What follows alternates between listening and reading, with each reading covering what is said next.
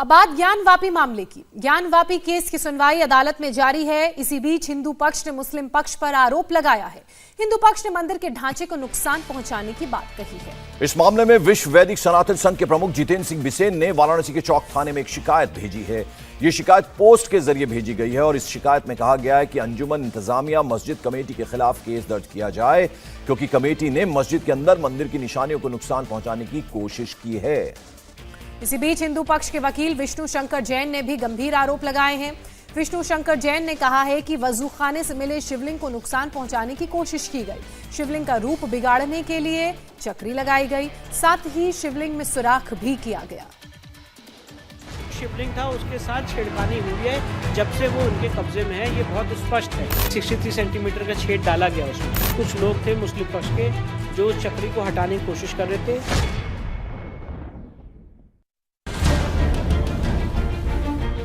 ज्ञानवापी में मिले शिवलिंग के अपमान का मुद्दा तूल पकड़ता जा रहा है। खबर जंगल की आग की तरह फैल गई है। लोग नाराज हैं, गुस्से में हैं। सबसे बड़ा सवाल यह है कि शिवलिंग की बेअदबी करने वाले कौन लोग हैं? कौन हैं जिन्होंने शिवलिंग से छेड़छाड़ की? शिवलिंग को नुकसान पहुंचाने की कोशिश कब की गई? और सबसे बड़ा सवाल यह कि किसके इशारे पर शिवलिंग के अपमान की कोशिश की गई? ज्ञानवापी में मंदिर के स्ट्रक्चर से छेड़छाड़ के मामले में एक बड़ा डेवलपमेंट हुआ।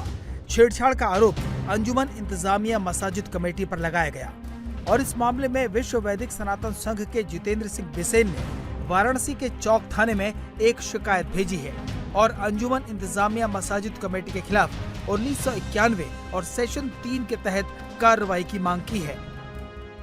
के ऊपर हमने मुकदमा दर्ज करने की बात करी है, क्योंकि उन्होंने ज्ञानवापी परिसर में मंदिर के जो प्रमाण हैं उनको छुपाने का, मिटाने का प्रयास किया है। उन्होंने पेंट के द्वारा धार्मिक चिन्हों को छुपाया है, चूना पट्टी भर के धार्मिक चिन्हों को छुपाने मिटाने का काम किया है और ये एक आपराधिक मामला बनता है। हमने इसलिए पुलिस प्रशासन से FIR दर्ज करने के लिए बाई पोस्ट कंप्लेंट भेजी है।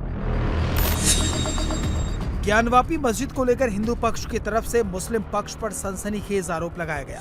हिंदू पक्ष के वकील विष्णु शंकर जैन ने कहा कि ज्ञानवापी परिसर के वजूखाने में जो शिवलिंग मिला उसके साथ छेड़छाड़ की कोशिश की गई।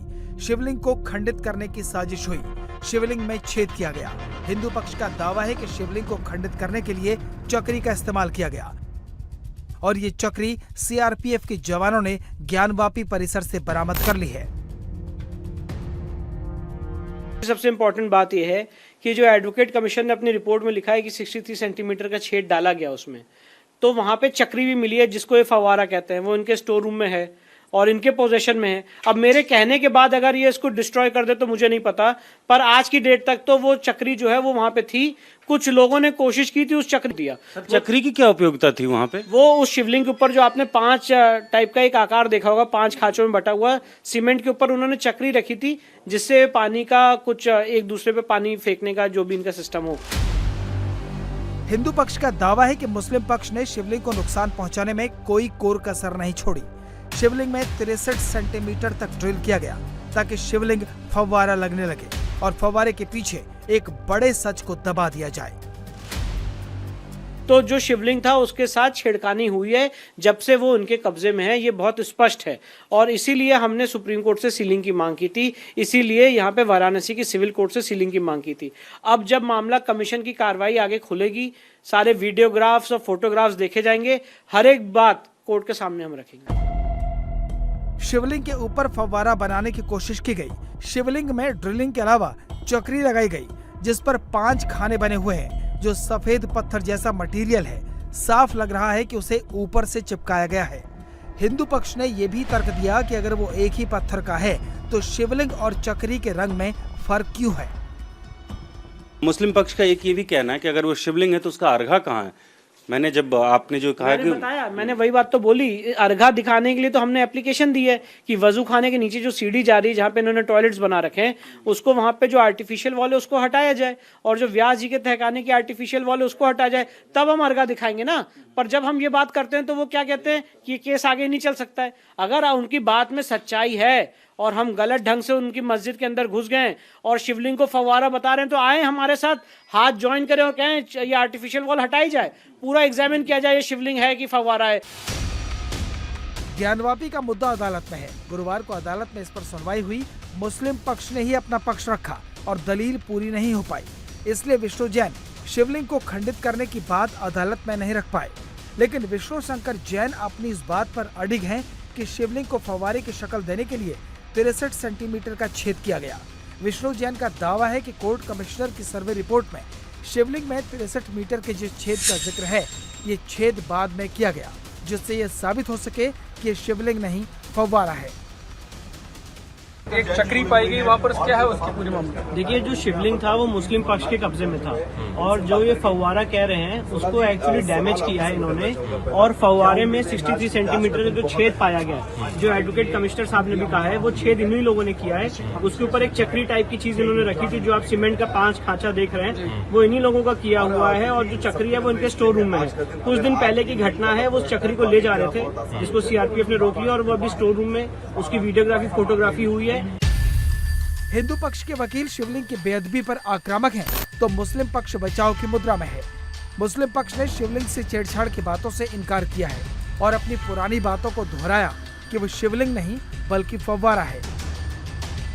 विष्णु जैन आज कोर्ट के बाहर बाइट भी दिए। उनका ये कहना है कि कुछ औजार मिला है जिसके जरिए छेद किया गया, वो शिवलिंग ही था, और ये जानबूझ के किया, सीआरपीएफ वालों ने पकड़ा भी है, सबूत भी मिला है। कुछ नहीं, सारी बातें झूठ और गलत है, ऐसा कुछ नहीं है। कुछ नहीं है, ऐसा कुछ नहीं है। ठीक है, आप लोग अपनी उस बात पे कायम है कि वो फव्वारा है और वो प्रूफ कर देंगे? जी, वो फव्वारा है, वो प्रूफ हो जाएगा। जनरली जैसा फव्वारा होता है वैसे ही फव्वारा होता है, थोड़ा गोल ऊंचा होता है, उसमें बीच में छेद होता है, नीचे पानी जाने का रास्ता होता है, और ऊपर से जो पानी गिरता है वो टाइप में गिरता है। टाइप बड़ा पाइप है वहाँ पे, सारी फव्वारे की चीजें हैं वहाँ पे। उसमें अंदर कहीं पाइप लगा हुआ है, ये सब आप लोगों की जानकारी? लगा हुआ, हम लोगों की जानकारी में लगा हुआ है, पाइप लगा हुआ है।